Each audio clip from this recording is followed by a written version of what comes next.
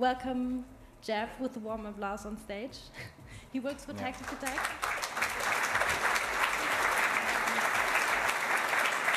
And we'll talk about bias in data and racial profiling in Germany compared with the UK.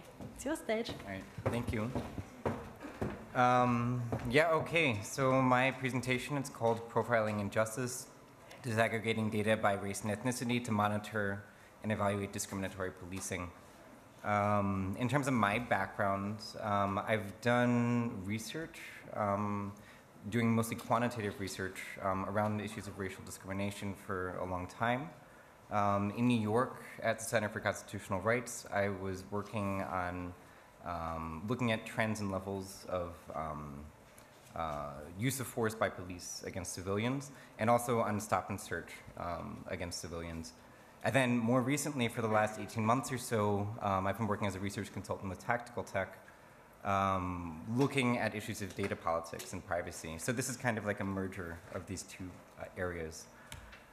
In terms of what this presentation is going to be about, there's going to be three takeaways. First, that we're dealing with the issues of privacy and also discrimination, and both are fundamental human rights.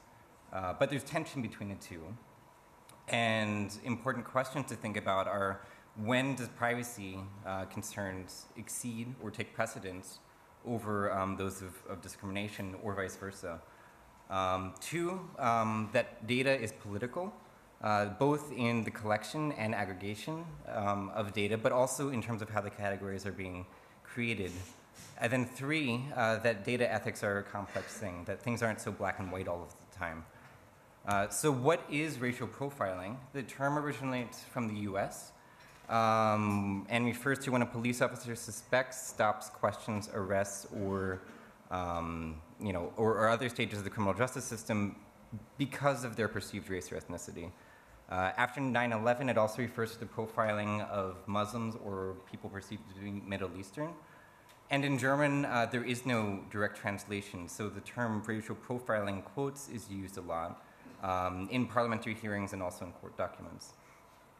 So the problem that we're going to talk about is that because of the lack of data in Germany, there's no empirical evidence to monitor and evaluate trends in discrimination. This is creating problems for both civil society in terms of looking at these levels and trends over time, but also from an individual perspective, it becomes difficult for people to file complaints. In Germany, the only way to file a complaint officially is to go to the police department, which introduces power dynamics, challenges and additional barriers. But also, if you're an individual, you have to show that there's a trend, right? That you are part of another, a long-standing story. And without this data, it becomes difficult to prove that that's happening. So what we need, or what some people are calling for, is having this data at a state and also at a national level. And this ratio that I'm putting here, referring to policing, is looking at the rate at which people are stopped over this census figure of the demographic share of the population. And you really need both, the first being on the police side and the second being on the census, so that, if you only have one, if you only have the rate at which police are stopping people, then you actually can't see if this is discriminatory or not. And if you only have the census, then you can't see that either. So you really need both. The European Commission, International Labour Organization, and academics are all calling for these, the creation of standardized and comparable data sets. And I'm not going to read these out, but I can go back to them later if you're interested. But what I'm going to talk about is comparing the UK to that of Germany. So in Germany, in 1983, there was a census, or there was an attempt to make it a census. But due to widespread resentment and disenfranchisement, fears of surveillance and lack of trust in state data collection, there was a big boycott, right? Or people deliberately filled in forms wrong. In some cases, there was even bombings of statistical offices, or people spilled coffee over census forms to try to deliberately ruin them. Right, as a couple of other presentations at the conference have already said, this was found to be an unconstitutional census because of the way that they were framing it, comparing these, the census to household registrations. And the census was delayed until 1987, which was the most recent census until the most recent European one in 2011. This Supreme Court decision was really important because it established this right for informational self-determination, very important for privacy in terms of Germany, until today. So what kinds of information is being collected? In Germany, we have pretty standard kind of demographic information, things like gender, age, income, religion. But what I want to talk about in particular is country of origin and country of citizenship, which are used to determine a person of a migration background. And this term, person of migration background, generally refers to whether you, your parents, or your grandparents, so first, second, or third generation, come from a migrant background. Right? And this term is used oftentimes as a proxy for ethnic or for racial diversity in Germany. And this is problematic because you're using citizenship as a proxy for looking at racial and ethnic identity. And it also ignores the experiences and identities, the self-identities, of people who don't fall into this first, second, or third generation, right? People who may identify as Black German, let's say, but are fourth, fifth, or sixth generation. They're just ignored in this data set, so they fall out. Also, it's difficult to measure these at a national level because each state has different definitions of what constitutes a migrant background. So we don't have these at a national level, but also within states, there's no way to compare them. Of course, not having that data doesn't mean that there's no racism, right? And so in 2005, for instance, we see that neo-Nazi incidents have increased 25%. The NSU case coming out, but still going on in court proceedings. The xenophobic attacks, but also the way in which these crimes were investigated at a state and at a federal level, and the way that it was botched, in addition to showing, that racism now in general is at a higher rate than it has been for the last 30 years, and much more recently seeing the rise in arson attacks on refugee centers. There's been over 200 attacks this year so far. All of these show that not collecting this data doesn't mean that we don't have a problem. Right, so the UK, by comparison, in 1981, there was the Brixton riots in an area of London. And these arose largely because of resentment towards the way that police were carrying out what they called sus laws, or people being able to be stopped on suspicion of committing a crime, carrying drugs, having a weapon, or so on and so forth. And so in the aftermath of the riot, they came out with this report called the Scarman Report. And this found that there was much disproportionality in the way that police were carrying out their stop and search procedures.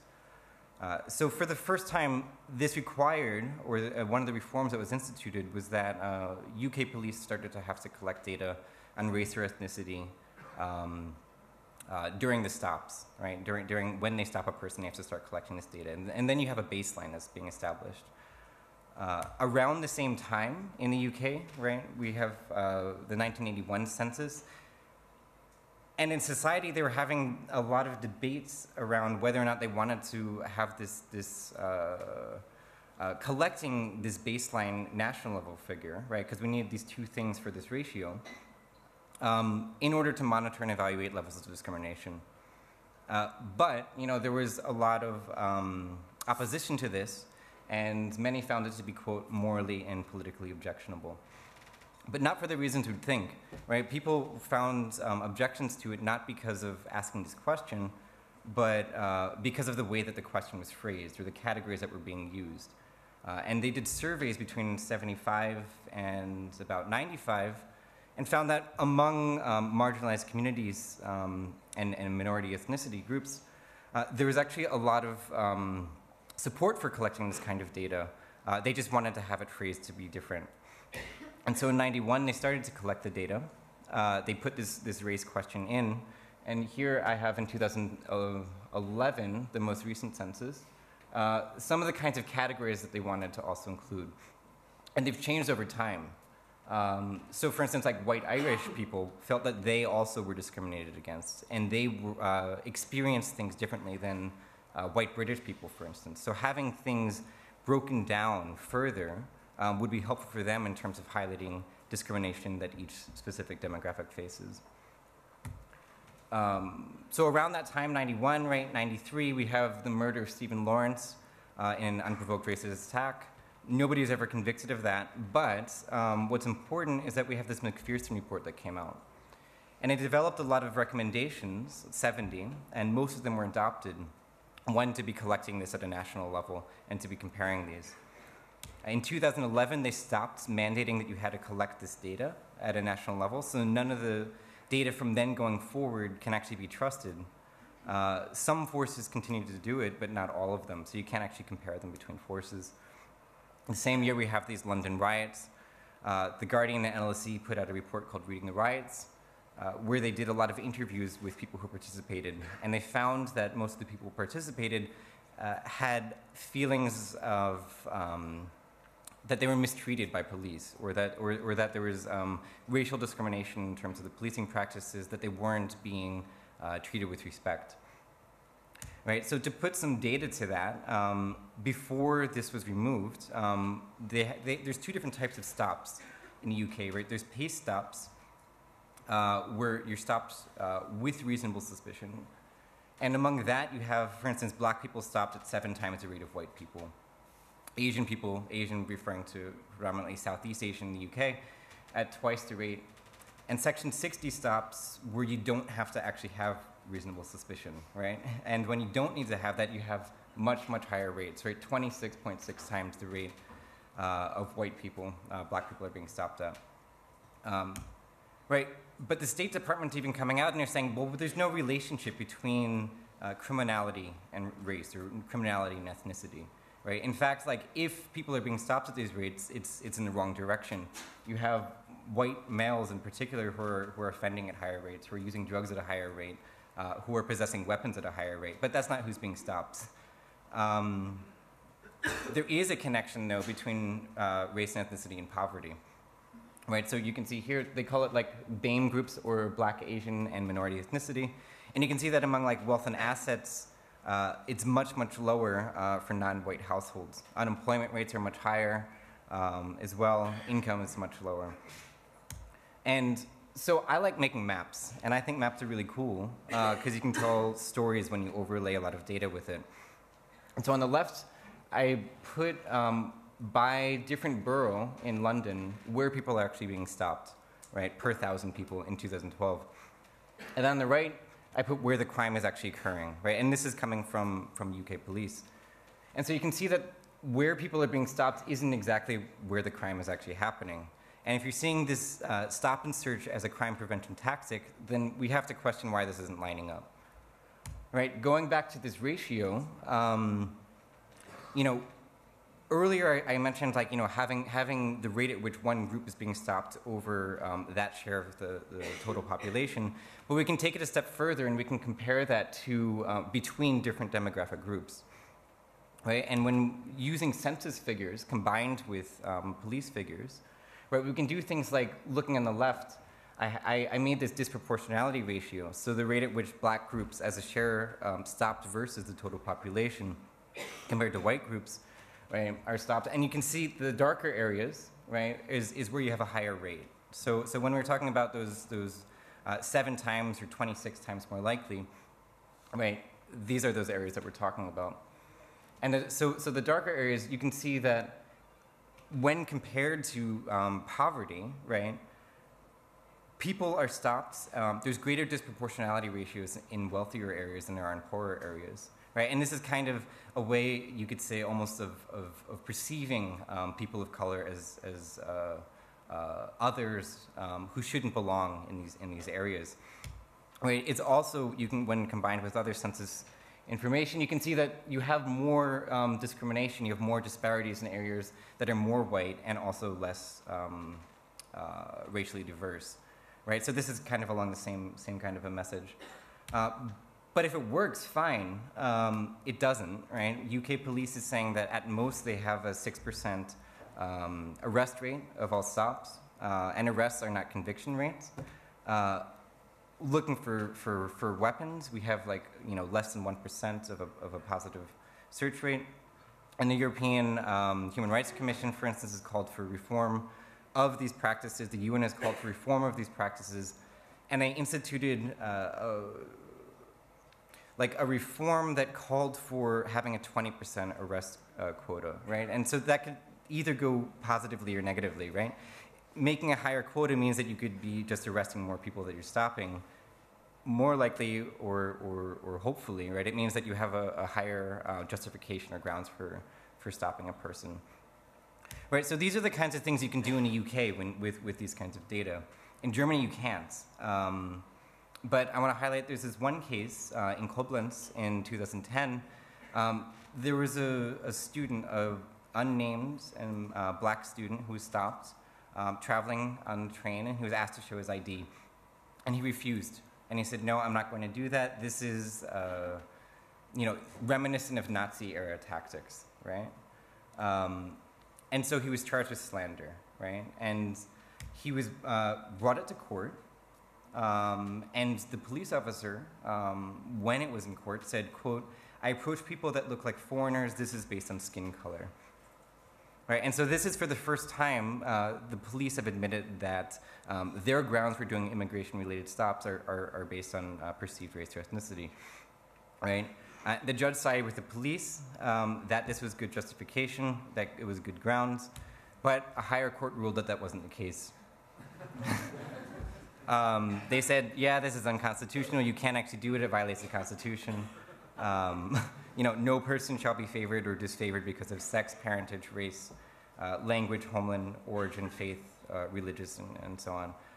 Just as a side note, there's been a large movement to remove this term race from that part of the Constitution since it's been put in. And also, the courts dismissed the slander charge. They said, no, the student, he's actually able to critique the police, in this way. Right, but after, we have the response by the police union, the head of the police union at the time, who said, quote, the courts deal with the law in an aesthetically pleasing way, but they don't make sure their judgments match practical requirements, right? And so what this means is we see that according to the police union, right, this isn't an official response, but this is from the police union itself, right, they say that we need to profile, we need to do this, or else we aren't able to do immigration-related stops. That's crazy, right? They also, at the same time, when they're doing these parliamentary hearings, they institute these mandatory intercultural trainings for police officers, and these are kind of like a one-day training where you go and you learn all about how to deal with people from different cultures, right? But in some of the interviews that I was doing, they said, okay, well, this isn't an intercultural issue, right? This is a racism issue, right? People aren't just coming from other places. These are Germans. These are people who grew up here. These are people who live here, who know how to speak the language, who were born and raised. And we need to be dealing with this in a different way. However, right, in this time, right, we see that racial profiling has become part of the national conversation. Right, and so this is the sticker that somebody put up in Berlin on the U-Bahn. That says, attention, we practice racial profiling while checking validity of your ticket. It's not real, but it looks, I think it's kind of cool. Right, so when they were doing this in these Bundestag hearings, right, they released data for federal police for 2013. This is the first time that we have any data that's released. No data has ever been released based on state police stops. They say that they're not actually collecting the information, so they don't have any to show. Of course, the figures that are released from the federal police are not disaggregated by race or ethnicity. But what does this actually show? Okay, so most of the stops, right, over 85%, are border stops, right? Border being within about 30 kilometers of the German border. So this is actually taking into account most of the German population. But if we're doing these immigration-related stops, then if we break it down by offense, right, then the last two, these are the immigration-related offenses that people are committing, right? And we have less than, at most, maybe 1% of people who are found to be positive, right? Meaning that they're found to be violating some kind of offense. It's not a conviction rate, and people can challenge this. For instance, you don't have to have your ID on you at all times. You can present it later, and the charge could go away. Right, but if if we have such low rates of positive searches, then like why is this happening? Why do we feel that with such good data and knowing, you know, as good researchers, you know, why are we continuing this as a practice? And one of the other interviews that I was doing, they found that, okay, well, you know, we know this is ineffective, right? But this has the effect of criminalizing our communities, right? And whether or not this is true is an argument for why we should maybe have this kind of data to show that this is or is not actually occurring. Of course, you know, European Commission Against Racism and Intolerance and the UN have said, well, you know, even among this at most 1% positive rates, these are not being distributed evenly, and you have people of certain groups that are being stopped at rates higher than others, particularly Black and other minority ethnicity groups. Okay, so going back, right, why, you know, to the initial question, if we have both freedom from discrimination and the right to privacy as these human rights, how do we address this tension, right? And how do we ensure that we're making the right decision in terms of which takes precedence? And so I've thought of three different reasons why this isn't happening.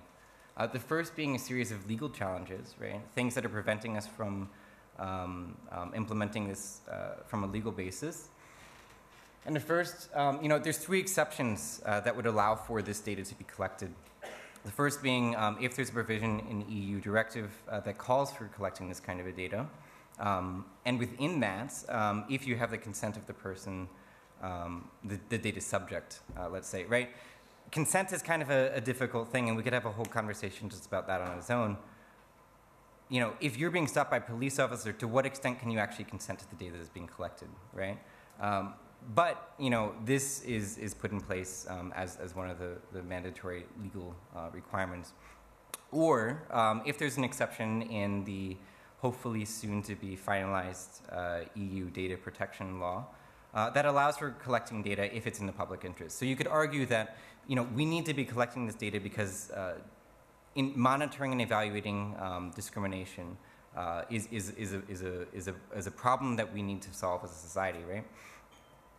Right. Two, you know, as a lot of people here at the conference are talking about, there's a lot of distrust in terms of collecting data by the state, particularly sensitive data, right? But I mean, as many of us are already aware, this data is already being collected, right? And this doesn't mean that we should maybe collect more just because, you know, just for the sake of collecting data. But in terms of sensitive data, you know, we're collecting things also like medical data, right? And medical data sometimes is interesting for looking at trends in terms of illnesses and where illness spreads, right? And you can look at this as also possibly, you know, a way of using sensitive data for highlighting and monitoring public problems. Right, and three, we have, you know, these challenges in determining which kind of categories we should put in place, right? But like the UK, if something were implemented in Germany, I feel as though this would change over time as other groups also want their data to be collected or not. Yeah, so that's kind of where I'm at. I think that you know, there are no easy answers in terms of whether we should or should not do this, but I think that at the very least we should be starting to have these conversations. And I think that it's important to start having these conversations with communities themselves who are being targeted or feel that they're being profiled. Yeah, so thank you.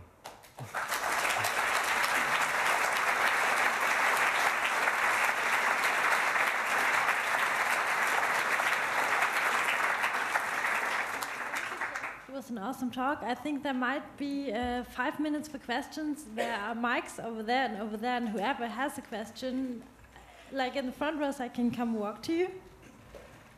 Thank you very much. I'm just wondering in terms of how you're sort of creating this. I'm sorry, I can't hear you. Can you sorry, yeah, of course. I'm sort of curious in terms of how you're creating the disproportionate demographics, whether it would be worth including other kinds of information such as sex, age, time of day they're stopped, because there's possibly an employment bias as well. I'm sorry, I still can't actually hear you. Sorry. Whether it be worth including, say, other details about people, such as their sex, their age, maybe the time of day that these stops are happening, as there may be a bias towards the unemployed. if that's possible, you think, with the UK census data? When Yeah. So you're asking, do I feel as though we should also be including other kinds of demographic data?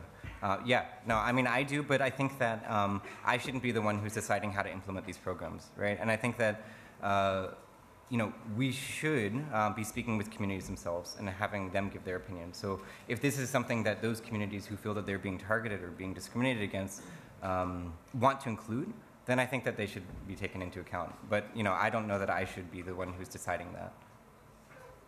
Okay, next question over there, please. Coming back to the ratio. To this ratio you've been talking about. So you compare census data to, as you said in the definition in the first slide, perceived ethnicity or race. So it is an attribution of the persons themselves in the census compared to attribution by police officers. And those won't necessarily match, I'm not sure. So I was just wondering whether you could comment on that a bit. And this is related to the second question when it comes about, we don't get this data maybe from the police because it's difficult for the state to collect it, but maybe we could get the data from those which suffer from discrimination in the first place. So do you see any possibility for public platforms? So I was reminded of this idea from Egypt, Harassmap, which is about sexual harassment of women, that just made visible with maps similar to what you do actually, where this happens, when this happens, how this happens. But it's been the people themselves speaking out and making this heard. And I was wondering whether that maybe is another source of the data you would be needing for your work. So the first question was talking about whether we should be using self-identified versus perceived, right? Yeah. Yeah, I mean, they may not line up, right? People can be perceived in a way different than they identify. Some groups in Germany are calling for both, right? They're calling for kind of like a two-ticket mechanism, right? Where you have people who put how they self-identify and also how the police are identifying them, right? If we're looking for patterns of discrimination, then it may actually be more interesting to be looking at how people are perceived, right, than how people self-identify. But I think it's important to take both into account. And for the second question, I'm sorry, I kind of forgot what that was. Like asking the people themselves for data when they suffer from discrimination or being stopped more. Yeah, no, I mean, I think that's a great idea. And there was a survey that was actually just done that was doing just that. The findings haven't been released, but it just finished up. That's looking at different types of experiences of discrimination that people are having. There's also organizations, like social worker organizations, that have been collecting this data for a long time, having hundreds and hundreds and hundreds of cases. Yeah. Thanks.